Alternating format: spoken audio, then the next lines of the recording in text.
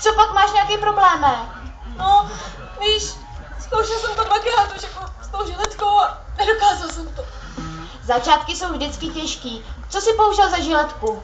No, otec používá žílet. Pro muže to nejlepší. No ale na žíle to právě nějak moc nefunguje, no. Musíš použít břitvu, ta je mnohem ostřejší a lepší. Jestli chceš, přinesu ti nějaký z práce, z kadeřnictví. Bobička, to bys byla fakt moc odhadníku.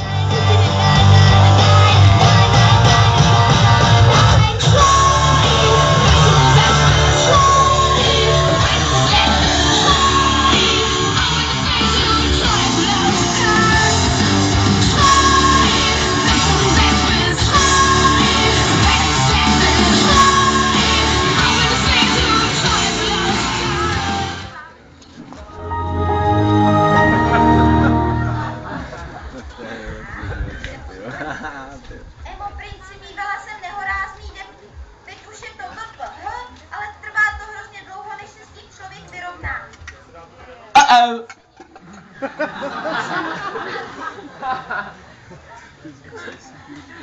Taky se na tebe skoro každý vykašlal. Nám to moc dobře vím, jak to bolí. V tomhle okruhu bych mohla povídat ještě pestřeji než o lásce. Chci jako naznačit. A co s tím budeme dělat? Správná otázka. Máme několik možností. Za A. Zapomenout. Za B. Zapomenout a najít si někoho jiného. Za C. Sebevražda. Volím poslední bod, protože je nejvhodnější. Já bych byla spíš pro tu lásku.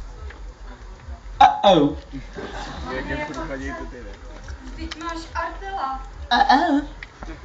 Miluji tebe. Ne, tak spustá. Jen ty jsi nejvíc, Emo. Mému suku. To v tebe loví svůj.